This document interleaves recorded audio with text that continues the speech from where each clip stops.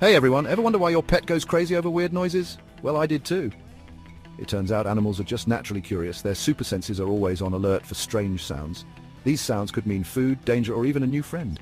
For example, cats are natural hunters. So a crinkling bag sounds like a little mouse scurrying around. What about dogs? They can hear much higher sounds than we can.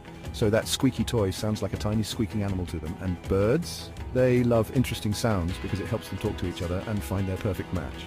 So the next time your furry or feathered friend gets excited by a weird noise, remember it's just their natural instincts kicking in. They're just curious little creatures. Pretty cool, huh? Don't forget to like and subscribe for more fun animal facts.